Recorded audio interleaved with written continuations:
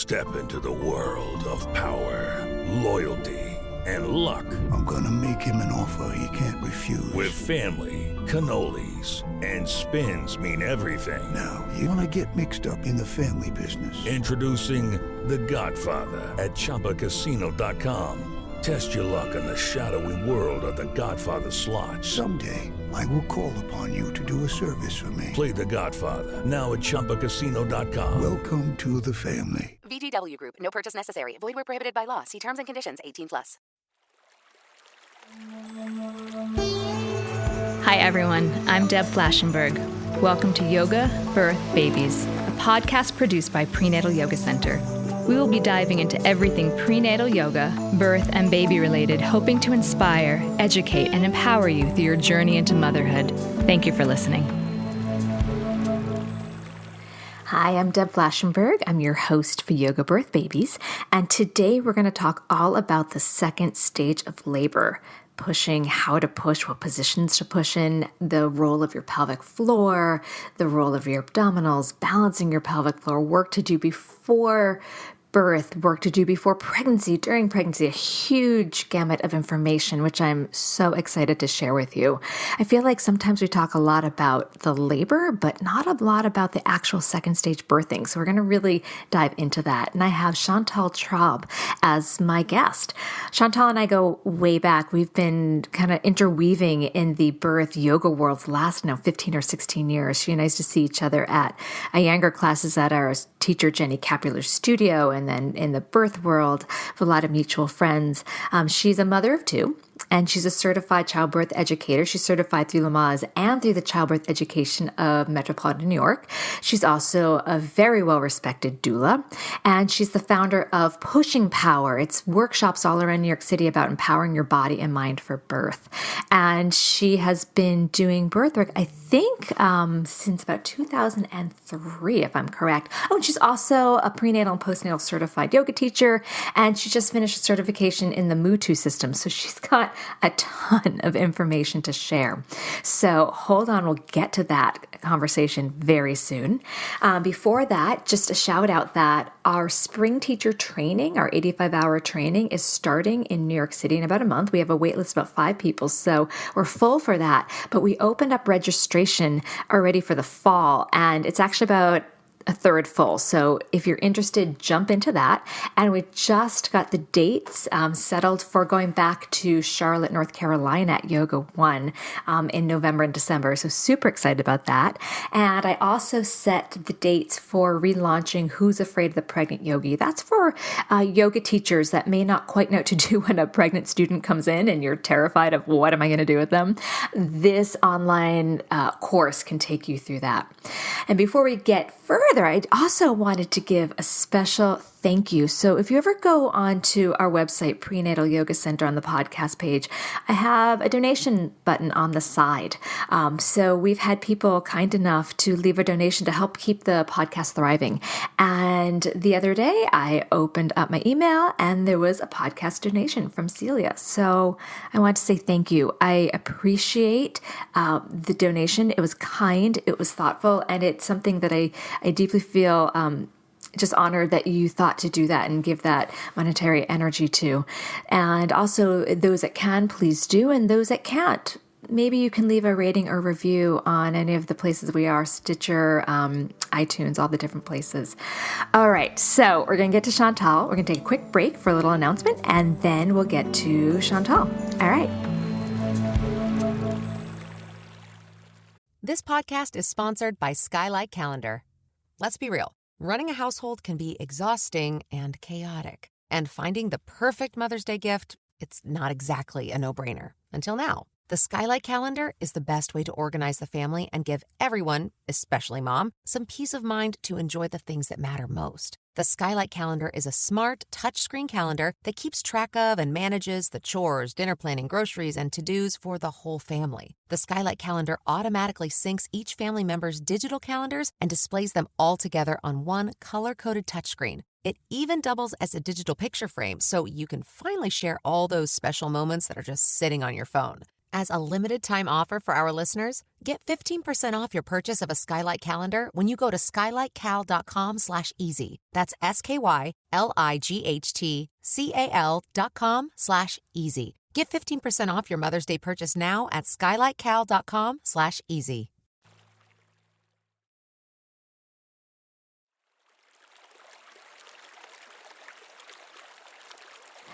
Chantal, I am so excited to speak with you. I think as you and I were talking before we hit record, we've known each other, like 15 or 16 years? Been a lifetime. Yeah, so welcome to my little podcast. It's great to have you. Thank you, Deb. I'm so honored to be here, and thanks for inviting me. And yes, it's exciting because we go a long way back. I'm thinking about some of the similar paths that we took in terms of education and classes. So yeah, it's and some nice of our friends are the same. So it's a treat to be able to speak with you because now that I'm out in the suburbs, I just don't get to be involved in the birth world as much. So it's a little selfish on my part that I get to reach out to people that I want to speak with and we can continue relationships with and have you on. So yay, this is really exciting.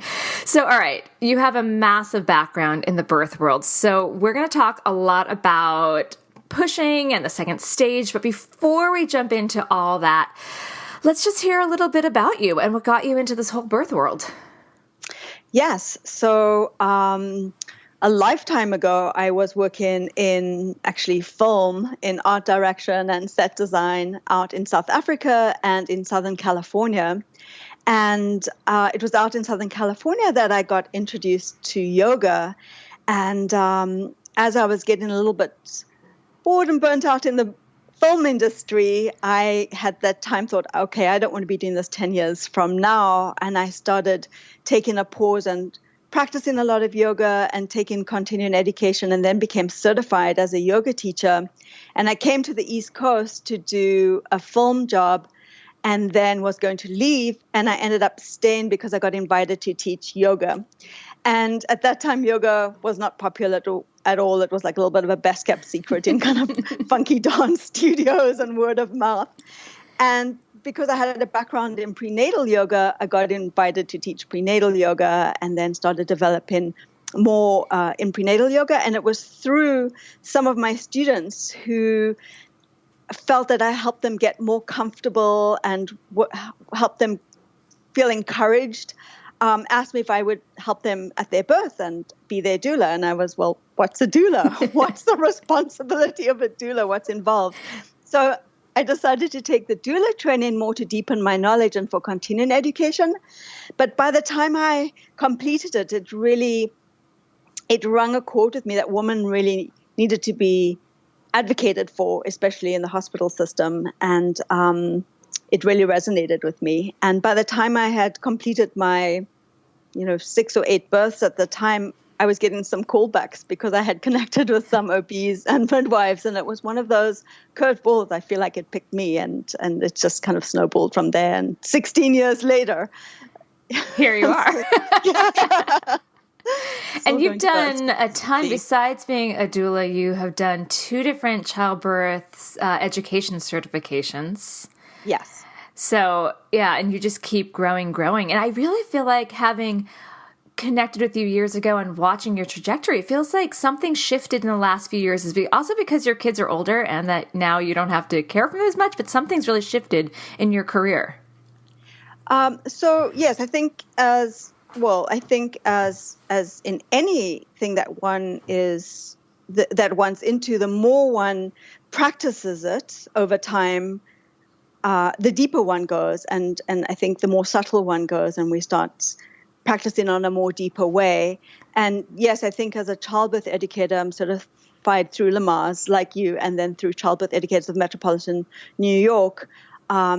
It helps me at birth, and births, help me with teaching, and it kind of encourages me to, observe and reflect and dig deeper. But what I really found with birth specifically, and as a woman, I just would feel that after going to hundreds and hundreds of births, that women were often underprepared for the second stage of labor, where I just felt that it wasn't as intuitive as we imagined it to be, or as I was teaching it to be.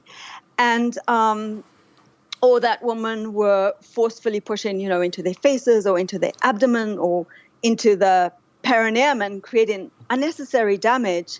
And then the more I thought about birth and the pelvic floor, it's like, as a childbirth educator and as a doula, how are we not into the pelvic floor and the pelvis? Are we not teaching about that? How are we not learning about that? And it just felt very intuitive that this was an area that really needed to be looked at as explored, because generally most babies come through the pelvic floor. I mean, not all. And it just affects us. Even as a yoga teacher, some of my older students would share with me as they were older that they were experiencing, leaking with sneezing or jumping or pain or discomfort or even a prolapse. And they had their babies many, many, many years ago. And so I realized that the obstetric events of the past will catch up with you in perimenopause and menopause if it's not addressed. And so why not look at it beforehand, more preventatively? And so I just became so passionate about encouraging women and supporting them in a way that they can become more empowered and know themselves better, more intuitively, and know their own bodies and be able to advocate for themselves more.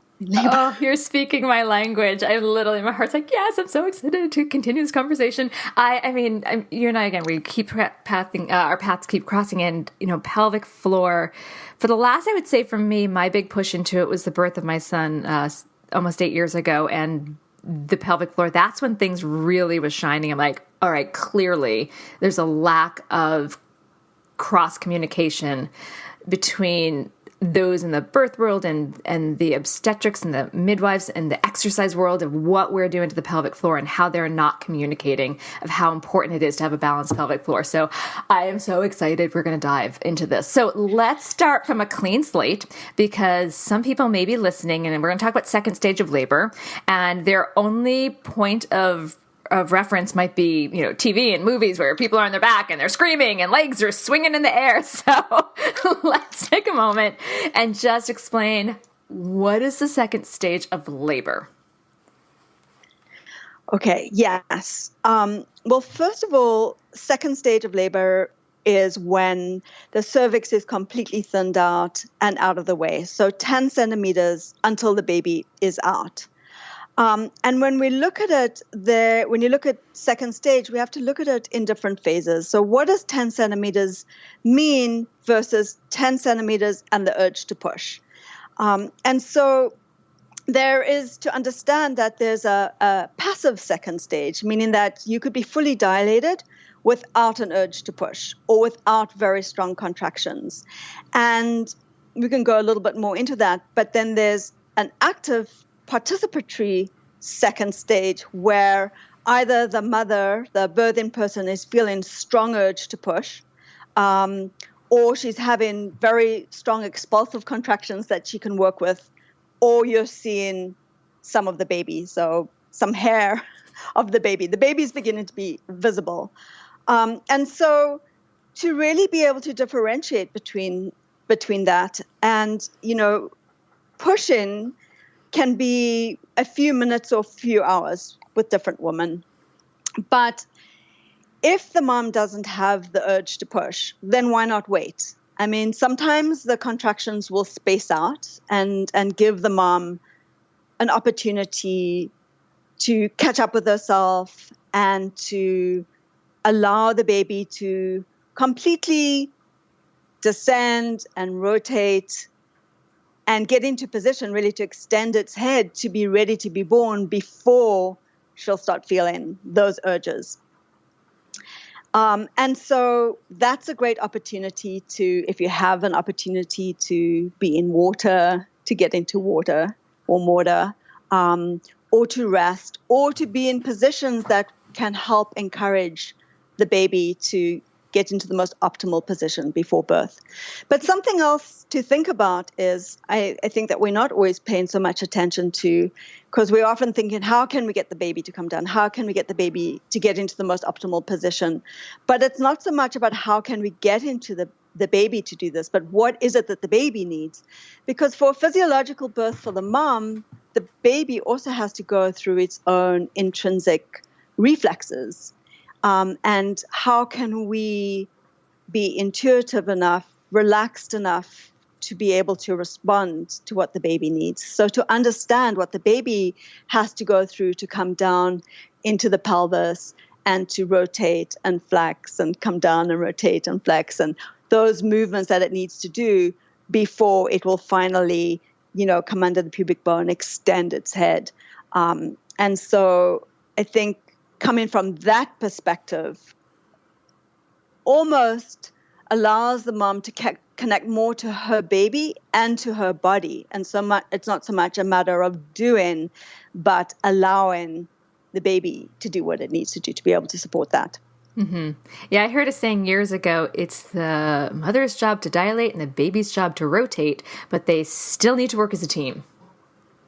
Yes, that mom-baby dyad is already from in utero. Yeah. I love that connection. It's like yoga. It's the yoking. It's already we're in communication and we're working together. Yeah, it's beautiful. Oh. When you connect to that, I think it's beautiful. And then there's a real flow for postpartum with keeping mom and baby together because you're already together. Mm-hmm. So I think it's more intuitive in that way. This podcast is sponsored by Skylight Frame. Mother's Day is almost here. What are you getting her? Something that shows you care. Something that makes her feel loved. Something that won't stress you out. Something like the Skylight Frame. The Skylight Frame is the perfect gift. It's a touchscreen photo frame your whole family can upload photos to, from wherever they are in the world. It's a way to share with her all the moments that matter. It sets up in seconds. You can even make sure that it's already loaded with photos when your mom opens her Mother's Day gift. And her Skylight Frame can hold thousands of the treasured photos you share. It's an easy, heartfelt way for mom to stay connected with those who matter most. It really is the perfect gift. Now, as a special Mother's Day offer for our listeners, get 15% off your purchase of a Skylight Frame when you go to skylightframe.com/easy. That's SKYLIGHTFRAME.com/easy. Get 15% off your Mother's Day purchase now at skylightframe.com/easy. This podcast is sponsored by Skylight Calendar.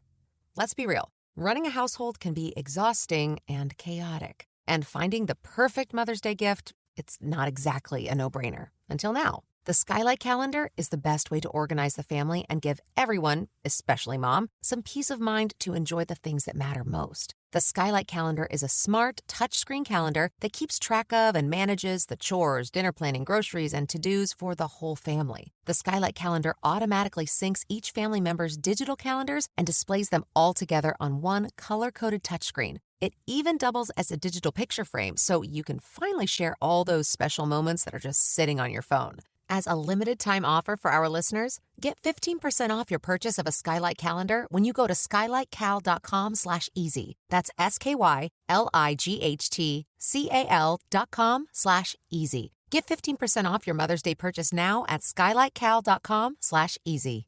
So what would be some ways to make the second stage, I'm going to put the word easier in quotes because it's not necessarily easy, but maybe more functional and shorter? I just want to add though for the second stage. So then yes, there are two phases to second stage. And we can talk more about this a little bit later, but then as the baby crowns, it's kind of slightly different as well in terms of what the mom's feeling and with her breath and with her positions. But maybe we can explore that a little bit later. Yeah, we can go into it now. I can pause on my other questions. So yeah, go for it. Yeah. So yeah, just so to go back. So sometimes it could take, a few minutes or a half an hour or up to 2 hours for that urge to become strong, where the baby's kind of in position, the uterus has brought the baby down.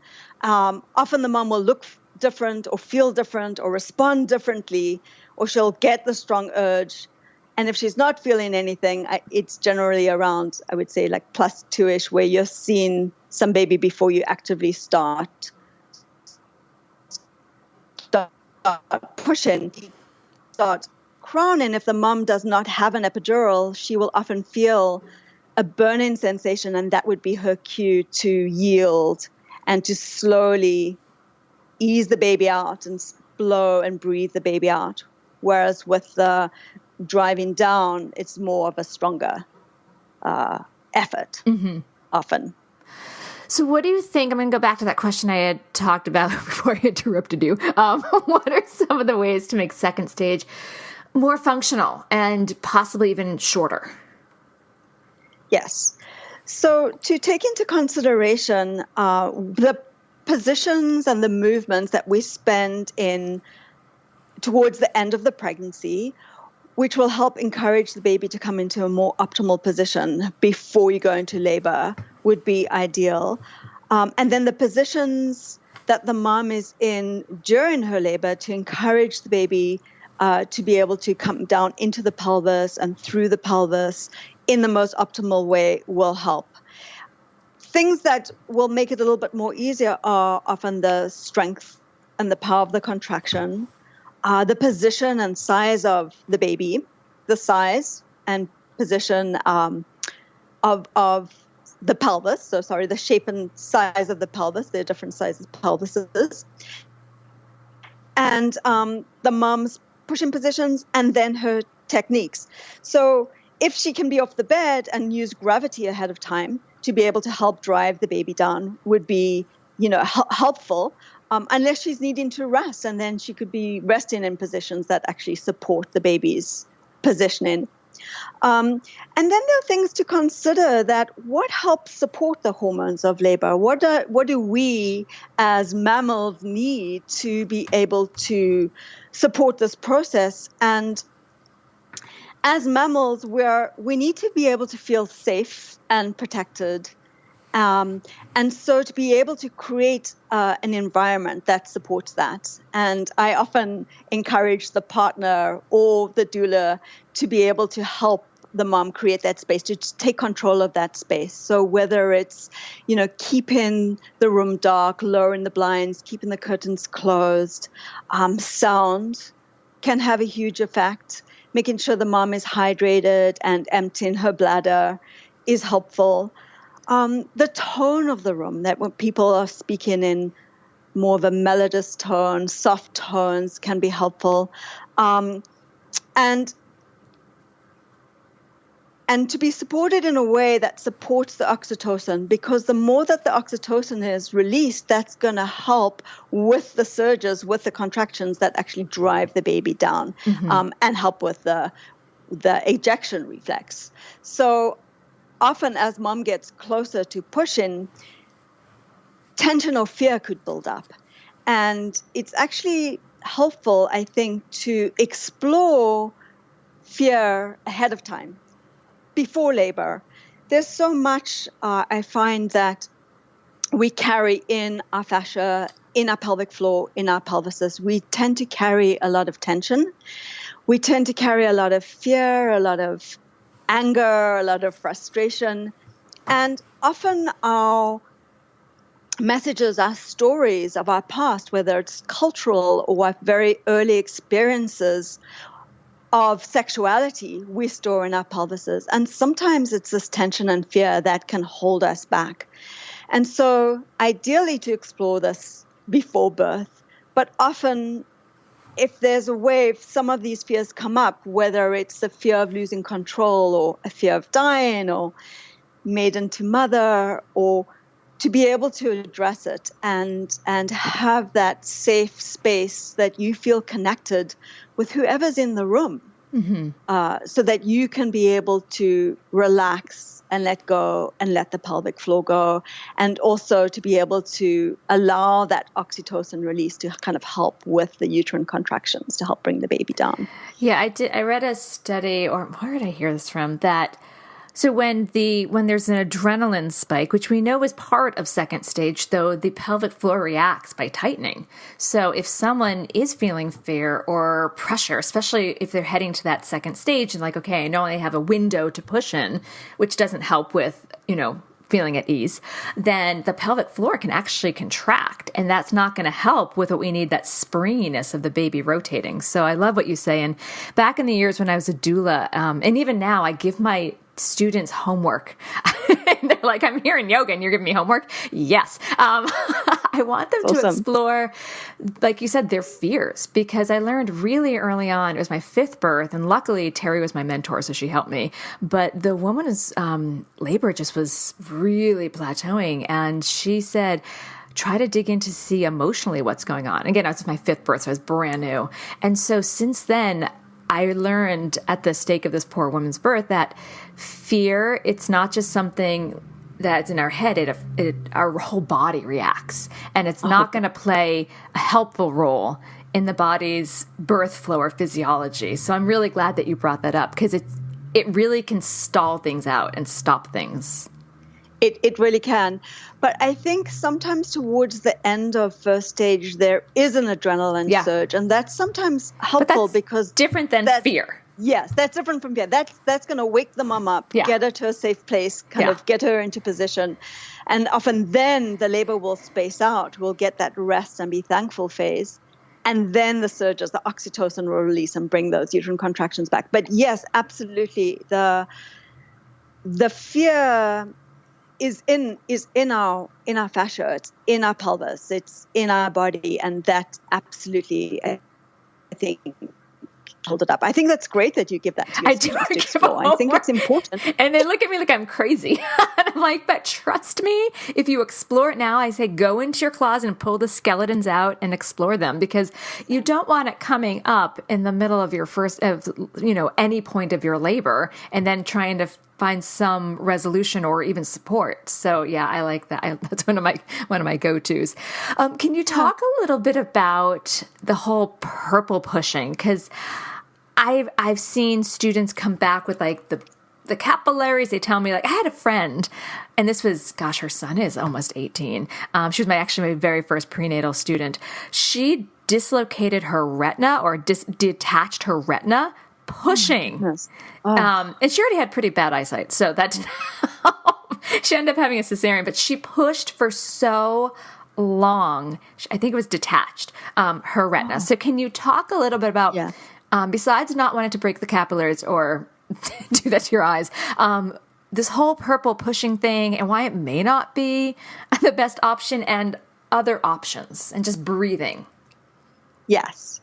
So I want to just go back and say again, when it comes to second stage, that there are 2 parts, there are 2 phases to second stage. There's that latent second stage where the mom isn't necessarily feeling an urge to push, or she's not having those strong contractions that she can work with. And so if everything is okay with the mom and with the baby, why not just wait right, until she's feeling that urge?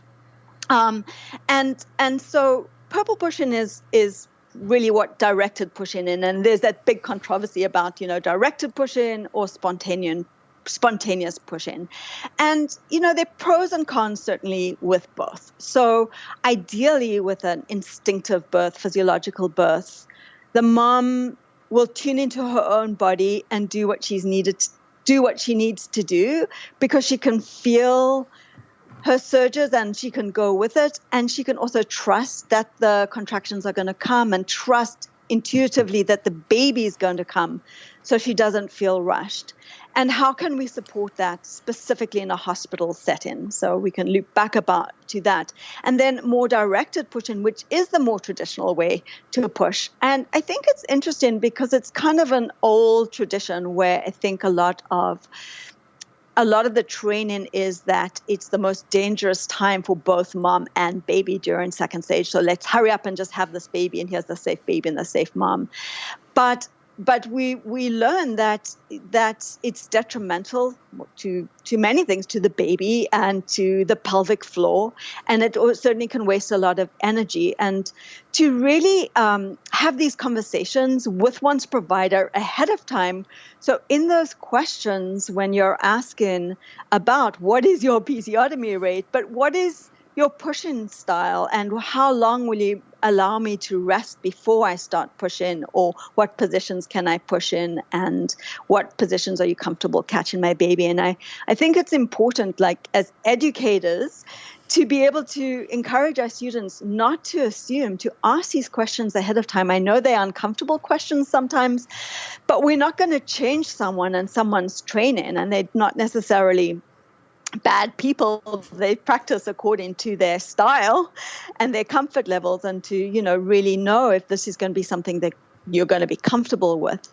But so with directed pushing, if the mom's not feeling an urge to push and the baby's really high up, then yes, she's going to exert a lot of energy and a lot of force into the face, which is where purple pushing, the name, comes from, but also possibly into the abdomen and create more damage to the abdominal walls, or forcefully down into the perineum and into, the central tendon and areas there that can really, we see a lot of dysfunction from forceful pushing. Mm-hmm. So the question is, and it's interesting because as a doula, I see it's very, very varied in terms of different hospitals and practices. Even at the same hospital, I see providers practice differently. So there are some styles where if you're 10 centimeters and they've checked you, that you need to start pushing, and then there's a time limit. Whereas there are some practices who will honor that whether you're 10 centimeters, but the baby is either still high up, or the baby is not really ready, or you don't want to force the baby to rotate, right? That puts a lot of pressure on the baby and on the pelvic floor, to be able to wait until the mom is feeling more urge, or until you see more baby. But so with directed pushing, the style is to be able to, they say, take a deep breath in, hold your breath, and count to 10. So, I mean, the disadvantages are, clearly what I said, but the advantages are if the baby is in some form of distress, or we have to have this baby sooner than later, then it does tend to work really well to bring the baby down. It's just a matter of the different styles in the hospitals. It is efficient for expelling the baby out when there's concern for the baby's life. But I even notice with a lot of providers where they'll be like, okay, take a deep breath in, hold your breath, and count for 1, 2, 3, 4, 5, 6, 7, 8, 9, 10, because they know, they know the mom can really, not really hold it that well without gasping for breath. Mm-hmm. Ideally you're pushing at the peak of the contraction, even if you are being directed, and maybe holding for, 4, 5, 6 counts, seconds, yeah. If you let it go. To be able to hold your breath on someone else's count just doesn't make any sense at all. And when you're pushing, when you don't feel the urge, you can actually lose your own intuitive reflex, so that it doesn't necessarily come. And it's if it's misdirected, downwards towards the anus, or as I mentioned, to the central tendon, it can possibly, tear in the neck, the cervix, or damage in the perineum, and prolapse. Think about what we're doing to those organs. Yeah, all that pushing down. Yeah. But I like their point. Again, it's really important to have a conversation ahead of time. And not just about how long can I push, but what position can we push in? We shouldn't, as you and I are educators and we're with people and we're informing them like, oh, there's so many other options. On your back is actually not the most physiologically sound. And so then we're getting people excited about, oh, I could do this standing. I can do this on all fours. I can squat. And if they didn't have this communication with their care provider, they might start to butt heads. They might come into their birth and be like, I'm going to squat. And then their care provider will be like, you can push that way, but it's time to crown. I want you on your back. So circling back to expectations of each other, of the care provider and the birthing person. I think it's really important because what I'm encouraging my classes is the empowerment of the mom, right? So we're working so hard to help her become more intuitive, to trust her body, to make her own choices. And then she arrives in a situation where that power is taken away and it becomes more of a disempowering experience, the suffering postpartum is just tremendous. It just takes a long time, so to really have a more realistic idea. So if you know that your provider is, going to have you push on your back, even for the last, knowing ahead of time, okay, I can explore all these different positions, but when the baby crowns, I'm going to have to come onto the bed or onto my back. And can I work with that or not? So it doesn't come like a complete curveball or I think it's important. And even if you do have to come onto your back, I think knowing how to work in that position is important. So there are some tools and tips to be able to, still stay connected with your own body. Even knowing your expectation when you're going in, I think also lessens the fear, which we've talked about. If someone's feeling pushed and shamed and dishonored, then that's not going to help their body open up. No, and that's not going to help their hormones. Yeah. So let's shift into one of my favorite topics, the pelvic floor. Okay. I'm such a geek about this. I think I've done like 4 podcasts on the pelvic floor, and I actually have next week I'm having a podcast with Lindsay Vestal and Solange about the pelvic because I'm such a geek on this. So, all right, we're going to talk a little bit about the role of the bony pelvis and the soft tissue and the pelvic floor and the pelvic ligaments, and how that plays a role in how labor unfolds. And again, we don't have to go super, super in detail because I do have all those past podcasts, and those are more with PTs or OTs. So just more in how, as a doula, you and a childbirth educator, you involve this in preparation.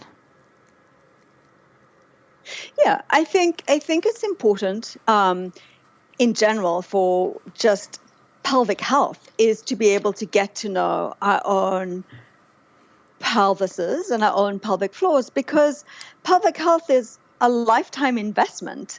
It's important for labor and birth, but also as we age to really get to know about our pelvises and how it affects our pelvic floor and how our lifestyle and our posture and our thoughts affect all of this. So I think it's important to get to know our pelvises and to learn about our pelvises and to learn, how, the bones of our pelvises, so that we know that there are 4 bones that make up the pelvis. Okay, I just got to stop. This is hilarious. So this is, first of all, as a podcast, no one else is seeing this, but I'm getting a chuckle out of that you have a pelvis in front of you. So listeners, just visualize Chantal holding a bony pelvis. It makes me want to go get mine too, so we can explore together. Yes, let's get your pelvis. I get so excited. I'm so excited.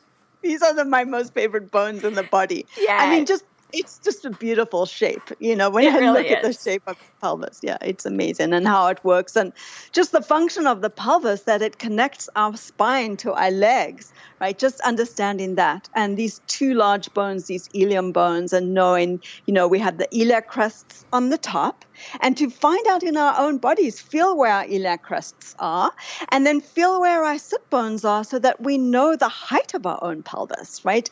And then to kind of feel in our own pelvis as if we take our hands to the anterior superior iliac spines and bring it forward towards the pubic symphysis. I'm doing it right now. To feel where they meet, right, at the pubic symphysis. And then we take our hands all the way towards the back to find our sacrum. That's another bone, the small of our back. And then where you place your middle finger actually is like the base of the coccyx.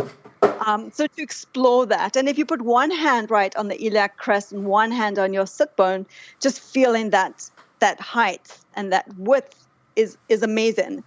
And what I always do in my classes is I have my students, feel their sit bones, right? You sit on your sit bones, and you notice if you sit back of your sit bones, what happens, and when you sit forward of your sit bones. And then if you were to open your knees wide, like almost like a plie, notice how those sit bones come together. You can keep your hands under your sit bones when you do that. Or if you internally rotate your legs, like as if you were going to do an They internal widen. rotation. They widen. Isn't that amazing? Right? And then if we bring our spine forward, notice what happens to our tailbone. Or if we sit back and we sit on our tailbone, for example, what happens there? And so I encourage my students and my clients to become aware of our posture when you're sitting, when you're standing, and often, with all my visits are in-home visits. So it's a great, for example, pinhole view into their lives. And I'll notice, okay, they're sitting cross-legged, right? And I'll just point that out to them. Oh, yeah, I always sit with my right leg over my left leg. And so if I'm sitting with my right leg over my left leg, I'm kind of asymmetrically pulling that right pelvic floor into a little bit of a torque. Or how we're standing, and I think in your yoga classes, I'm sure you bring that up if you're kind of like pushing forward into the posterior part of the perineum. So just understanding also how when we lean back, right, how the pelvis can counter-nutate, and then when we come forward, how it can nutate, and then getting to know the joints in the pelvis, right? The pubic symphysis, it's made up of soft cartilage tissue, and at the sacral iliac joints, which allow for the counter-nutation and the nutation. And then right at the little coccyx, there's a little tailbone. There's a little joint there, which is, depending on how many falls you've had in your life, there's some movement there or not. So actually, a lot of my intake and explorations are, with my clients ahead of time are, tell me about the sports you did as a child. Tell me about what you did in college. Tell me, and then often it'll come up. Yes, I horse rode and I fell a few times, or I skate and I fell as a kid, or I fell downstairs a lot as a child. And if I'm hearing that, I'm sending them to a PT. Right? Definitely. I kind of do that, and just across the board. I think there's no harm in anyone, especially if they're telling me they're having chronic SI pain, sacroiliac pain, or pubis pain. Let's go to a pelvic floor PT, or I'm personally very fond of Randy Jaffe doing some Webster, and just there's no harm in creating balance and being proactive and really digging deeper than we can in yoga or even in this exploration of our pelvis. I just think that's just setting oneself up for as best as possible situation. Absolutely. No, I totally agree. But then also when we explore the pelvis, if we look at the pelvis, so when we get to know in pelvis, just look at the pelvis, especially for birth, and notice that it's wider at the top, right? And if you look at the first brim that the baby has to come through, the first opening, that's wider from side to side and narrower than front to back. And when you look at the shape of the baby's head, it's wider from forehead to the back of the head and narrower from ear to ear. So keeping that in mind, where at the end of your pregnancy, right, as the uterus starts beginning to descend and as the baby comes down towards the pelvis, generally at around, 38 weeks, we can be aware of this, encouraging the baby to be able to come in to the pelvis into the most optimal way, right? So if we can start thinking about that before we go into labor is ideal. And then thinking about the trajectory, the path that the baby has to go through to come down into the pelvis through and out, and that it's not a straight path, it's a curved path, because when you look at the pelvis, it's curved and it's bony, it's curved inside, and it is wider at the top, but when you get to the middle of the pelvis, the narrowest part, by the ischial spines, it's the baby has to be able to navigate that part. And as it comes lower, it will begin to rotate, ideally to face the mom's back, where it becomes wider from front to back and narrower from side to side. And so to think about the positions that create a little bit more space in the middle of the pelvis. What's interesting and I think exciting to know is that the deep muscles of the pelvic floor attach right here. And it's a lot deeper than we imagine it to be. We often think they're very external, and the role of a supple, toned pelvis is going to help with those babies' early rotations as it comes down and in contact with the pelvic floor. So if it's balanced and toned and supple and not too tight, it will also help the baby be able to rotate, ideally to face the mom's back. Before Shopify, were you wondering, where are my sales at? Now you're selling with Shopify, the global commerce platform supercharging your selling. You have no problem selling online, in person, on social media, and beyond. Gary, easy on the cha-ching. Oh, sorry, but my Shopify sales are through the roof. Start selling with Shopify today and discover how millions of businesses around the world use Shopify to ignite their selling. Sign up for a $1 per month trial period at shopify.com/listen. Shopify.com/listen. And then quick question. So when you're dealing and you're doing your intake, so say you have someone that's been like, all right, I've been a marathon runner, I've been a cyclist, and you're suspecting, you're like, there's probably a lot of lift and tone in that pelvic floor and probably the psoas. Is that also when you suggest that they do some body work to help balance and relax things and release things?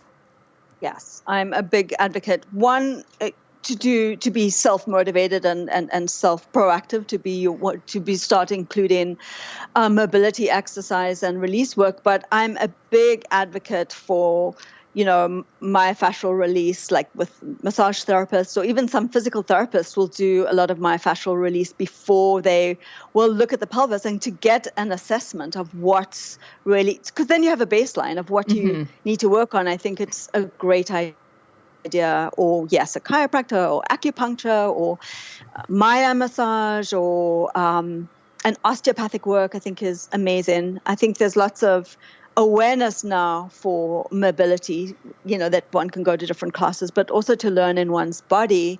And I would say, yes, like in the second trimester, I'm encouraging most moms to get strong, to be able to endure labor. But by the time they're in the third trimester, if they haven't already, to really start releasing, doing a lot more release work. And with not only the pelvic floor, I think it's important when you teach pelvic floor contractions, it's not just the tone and the lift, it's the release is just as important, if not more important. More important for some. Yeah. So can you talk a little bit about the role if you do hear someone's likely very hypertonic, engaged, or you see in their body, you're like, always crossing the same leg, or they're talking about like, I'm always feeling right SI pain. So we're starting to figure out there's probably some imbalance. What role would that play that you've seen as a doula and childbirth educator in the baby's rotation? Well, sometimes it can hold up the baby's rotation, or it can affect the way that the head comes down, right? Ideally, we want the narrowest part of the head, the crown of the head, to be able to come down and lead through the pelvic floor, through the pelvis and through the pelvic floor. But if it's tighter on one side and not on the other, that could be a factor. But I think for everybody, once I'm seeing that, or once I take an intake, I'm already encouraging during the pregnancy to start doing a lot of, psoas stretches or piriformis stretches, or all those stretches that actually connect up into the pelvic floor. And I have all my clients actually get one of these half domes and have them, have it at their computer when they stand and work at the computer on their phones. Can to be able to be on a half dome, stretching the backs of their calves on a daily basis. I think stretching the hamstrings on a daily basis is important. I love foam rolling, but sometimes that's hard to do when you're pregnant. So I encourage all my clients. I just think back to being, I was still always going to the gym, and I have a foam roller at home. And I just remember being at the gym like 39 weeks pregnant. You can't get that. And I mean, I'm luckily pretty flexible. And so, but I'm a small person. I had a huge belly, and I was like contorting myself over the foam roller, and people just looked at me like I was a crazy person. But it makes a difference. It does make a difference. But if you can't get down, there's a little massage tool called a stick. It's like, and you can, I have my clients just do a few minutes, on the quadriceps, on the inner thighs, on the glutes, on the IT band. All the important areas. Yeah, all and usually slightly painful. Yeah. Well, it shouldn't be so painful because then the muscle tightens up. But initially it can be. Those are the areas where you want to be able to just sit and hold and breathe and rinse. And surrender. So this is good, though, because this is giving people some tools about, we want, again, a balanced pelvis for a more functional birth. So these are really functional tips to walk away with, thinking, okay, someone's listening as I'm a pregnant person. I clearly want my pelvis balanced. So now we've got some tips. We've got psoas stretches, we've got piriformis. I love that stick you had, so you can massage. If you can't haul your body over a foam roller, you've got the stick. all the different modalities. So I love that we're giving people stuff to walk away with. This is really important. All right, I'm going to keep plowing forward. So I want to talk a little bit about if someone knows that they want to take an epidural, how can they still utilize their body and help keep balance in the pelvis to help the baby descend and align well? Because often, we're talking about, okay, we got to move a little this way, we got to move a little that way, help the rotation. But often when someone has an epidural, they can only usually just go from side to side. So what tools can someone use? And also because pushing is going to be different. They're not going to have that biofeedback of, the fetal ejection reflex. So there's a lot that does change. So, and we know the statistics, and as a doula, you've seen them. The epidural rate's really high. So what tools can we give someone if they know they're going to have an epidural to still align with having the best birth they can? Yeah, absolutely. Ideally, though, in the first stage of labor, even with an epidural, they're in positions that are encouraging the baby to be in a more optimal position. And I'm a big fan of the peanut ball. And in fact, I created a little printout that I will give to your students at my workshops, just that they can take with them to birth on different positions to do with a peanut ball. So that if someone knows that they're going to get an epidural, I definitely have them get one that's a good size for them to take with, because then even if you are in positions that are on your side and that you're moving from side to side most of the time or somewhat sitting, you can still keep the pelvis open in different ways. But you can still support the body with a lot of pillows. I do love the sideline position with there's like a tea table that we often use in the hospitals that you can kind of wheel up next to the bed and lock it, and you can adjust the height. So if the mom's on her side, she can bring her up, like for example, on her left side, completely on her left side, she can bring her right leg up and over and place it on that little tray table. That's a great way to feel supported. Or sometimes there's that little leg rest that you can open up over the bed and have the mom rest there, to be able to keep the pelvis open, either for the in terms of like a counter nutation to help the baby come into the pelvis, or if it's later on in the labor where you want the baby to come more down and out of the pelvis. So you can work with props in that way.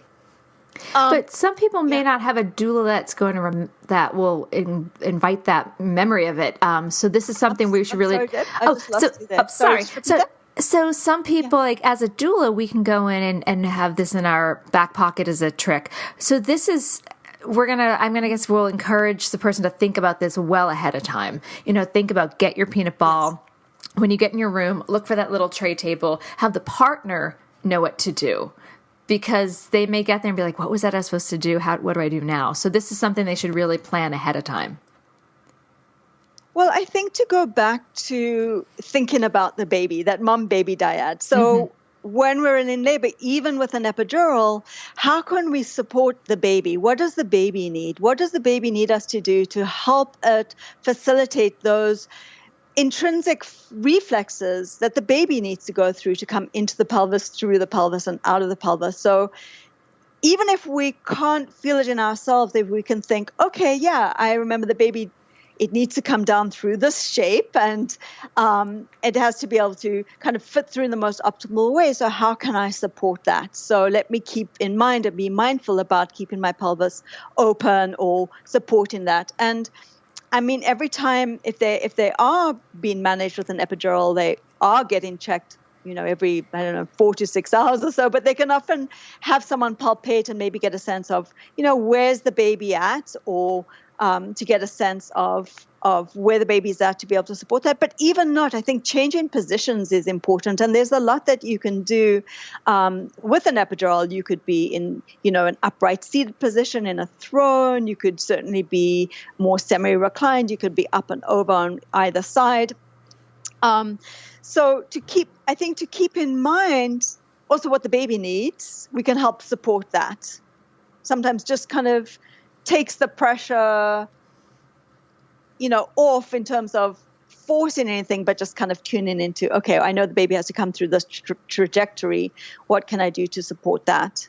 I love that. Answered your question. I absolutely do love that, because I don't think that we often think of the pathway of the baby. And if someone, if they don't have a doula with them and they're trying to manage this on their own, to step back and be, especially if they're medicated, because then they're often more comfortable to think, okay, here I am, I'm on my side, I've been here for a while, is the baby kind of sitting here? Okay, I need to shift here. I like that. Think about the baby's journey. I think that really makes a big difference. Yeah, just keeping that in mind. But then when it comes to actually pushing in second stage, I mean, again, if the baby is really up, high up, to wait until the baby, there's something we call labor down with an epidural. I think that's great if you are supported and encouraged to do that until, again, you see a little bit of hair or you see some part of the baby's head or you're feeling more. Unless, of course, there's more of an urgency to have the baby sooner than later. But then to start thinking about it, I've had students come to my workshops, they've already had a baby and they say, I couldn't feel anything. I had an epidural. I could not feel a thing. And so then I say, well, then we have to use our imagination. Like, let's visualize the direction that the baby has to go through so that you think it before you feel that. And so if you are in a position that that the baby has to kind of come down and kind of almost like a J, then you want to take your energy and kind of drive the baby downwards and then up. So you're kind of thinking about that. And generally, as the baby comes lower, much lower, and kind of comes onto the perineum, then they will feel more sensation. But also they can put their own hands on their uterus and go, oh yeah, okay, I am having a contraction. Not necessarily have to wait for someone to tell you. Them, yeah. But there are other ways as well. Like, I think you can also take, you can take a strap or a towel and use the bar and do that pull strap while you're in a semi-reclining position with an epidural. So you can kind of use your upper body and relax the lower body to be able to do that. And you can do that on your side too, depending on where you're giving birth. Sometimes with an epidural, they only want you to be, semi-reclined or side-lie. But there are some institutions where you can kind of come into other positions even with an epidural. So you can explore that and with some help get into those other positions as well. This is great information. I think you're giving people a lot of tools of what to do. And can you back up and just explain laboring down for someone that's like, oh, I've heard that term, but what does that mean? Yes. So remember when I mentioned that when it comes to second stage, there are different phases. There's like the latent phase, and then there's a more participatory phase, and that includes the crowning, like right at the end. So especially for an epidural or for someone who's not feeling a strong urge to push, to be able to rest and kind of get yourself together, and kind of build your energy for when you start feeling more of an urge to ideally wait. And that's different in different people, and also the comfort level of the provider and the hospital. But if you're allowed to wait, whether it's a half an hour or 1 to 2 hours for the baby to really be able to descend and finish rotating and coming into a good position, or if the baby isn't, to be in positions during that time to support the baby to come into more optimal positions. So that will ideally bring the baby down more to a place where, yes, we're seeing more baby, or the contractions are building up that you can work with those contractions, or the mom is beginning to feel more urge to work with her own body. So especially with an epidural, to be pushing when you're not feeling anything is just going to exhaust the mom, put unnecessarily stress either in the face or forward into the abdomen or down into the pelvic floor.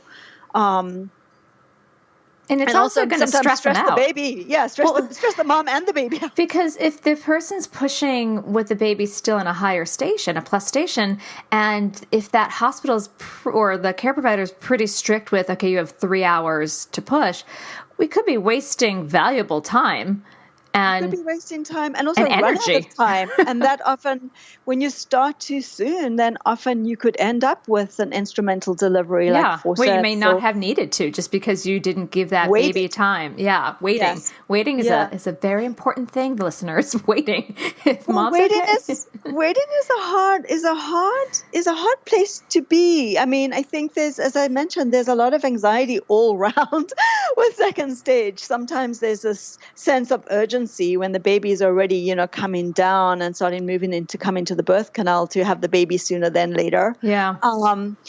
Because it's just a policy, and they are really are general. Some policies are if you don't see change within a couple of hours, they really want to intervene, or sometimes you get 3 or 4 hours. But once you start pushing, usually the clock is on. So rather to wait to formally start pushing until the baby's down.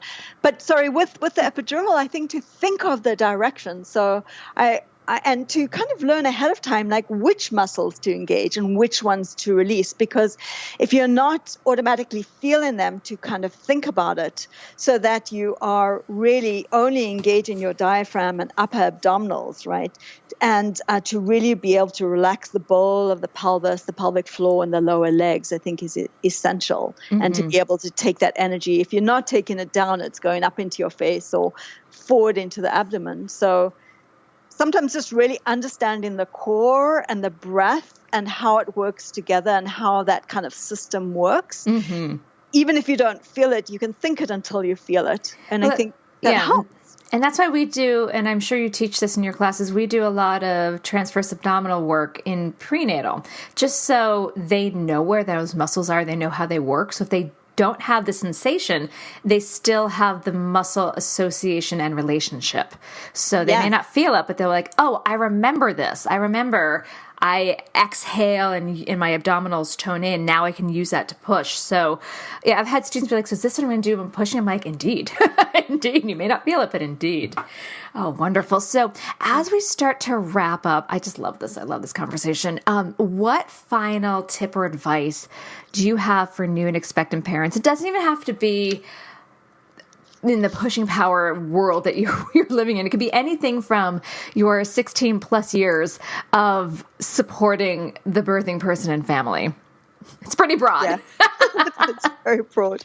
There's a few. I just want to add one other thing when it comes to the breath work for the release is, a functional breath is when we inhale to expand, right? And then exhale is a gentle lift, right, as we engage. But when it comes to push-in, we want to be able to inhale to expand the pelvic floor, keep that expansion, and kind of release down. So there's a little bit of a puff down. That you go in with. So it's a little bit of the opposite direction of a functional breath, and just to keep that in mind, because sometimes I feel like my students get confused. What do you mean? I've just learned how to do a functional breath. Now you're telling me to go the other way. Yes, for the birth, and then, early postpartum, we're coming back to Thank you. Thank you for clarifying that. Yeah. So as I mentioned, I really think when it comes to pregnancy and birth, and just life, that again, that pelvic health, it's a lifelong commitment, and to pay attention to it and to give it some love and respect, and in terms of the way we eat, and to eat slowly and eat good nourishing food, and the idea to introduce pleasure also into our lives. I think that's important when it comes to birth. Like, what gives you pleasure? What do you enjoy? To be able to give yourself that, if not an hour a day, 10 minutes a day of just time for yourself to develop like a self-care ritual, if you will, or to start incorporating a mindfulness practice. And it doesn't have to be hours a day, but just where we can either find those rituals and rhythms with either a breath meditation or a meditation in movement, or where we can really tune into our bodies and calm our nervous system, and to be able to find that balance in our lives, mentally, emotionally, and physically, I think can really help. I also wanted to say that I do like to let pregnant, expecting families know that I think it's valuable to invest in the preparation of childbirth and postpartum. And I think that self-awareness, both body awareness and mindful awareness, can really transform the nature of the experience. And a couple more things. Really, the reminder is the only muscles to tighten during pushing are the diaphragm and the abdominal muscles, are not the legs or the buttocks or the pelvic floor. Or your face or your jaw or your shoulders. Yeah. And then also, to wrap up, it's important to keep the big picture in mind. No matter which way your baby comes, it's about your personal experience and the birth of your baby. Mm-hmm. And to keep that in mind. I think that if we feel supported and listened to and heard, and that we were proactive in our choices, I think that eases sometimes life doesn't always give us what we want, and sometimes there are disappointments. But at the end of the day, to be able to set yourself up as best you can with, a provider that you can communicate with and talk to, and your team that can really support you and can offer you that, safe, protected space where you can be who you are and be able to, go through that process, I think is important. Very, very, very important. Oh, I love that. So where can people find your work? Well, so I think the best way is to go to my website, which is chantaltraub.com. And I do have like a page that will say workshops and events and an email address and a phone number, and they can reach me there. And in the New York City area, I'm teaching workshops, throughout the city. And at Prenatal Yoga Center. I'm so excited. Yes, I'm so excited. Again, I will say slightly self-serving because I can never. Well, I'm totally going to come. But you were always doing them out in Brooklyn. And now that I'm in New Jersey, I was like, there's no way. Because I also am a horrible driver and terrified of driving. So I'll drive around my little town, but like to drive from New Jersey into Brooklyn, I'm like, well, that's never going to happen. So because I believe in what you do, and I really want to go to this, you're doing a workshop at PYC. So I'm so excited about that. Excited. Yes, me too. I'm thrilled. Coming up soon. Yay. Well, thank you so much for your time, your wisdom. This was such a joy. And I'll make sure that on the show notes, we will link to your website so people can find you. And even within your workshops, you're still an active doula. So if you're jiving on what Chantal's talking about, listeners, you're like, I need that person supporting me. I need that soothing voice supporting me. You can find her. Yes. Well, thank you so much. All right. Take care. Thank you, Deb. Bye. This has been an episode of Yoga Birth Babies, produced by Prenatal Yoga Center. You can catch us on Facebook, Twitter, Instagram, and Periscope. I'm Deb Flaschenberg. Thanks for listening. Step into the world of power, loyalty, and luck. I'm gonna make him an offer he can't refuse. With family, cannolis, and spins mean everything. Now, you wanna get mixed up in the family business. Introducing The Godfather at ChumbaCasino.com. Test your luck in the shadowy world of The Godfather slot. Someday, I will call upon you to do a service for me. Play The Godfather now at ChumbaCasino.com. Welcome to the family. VGW Group. No purchase necessary. Void where prohibited by law. See terms and conditions. 18+.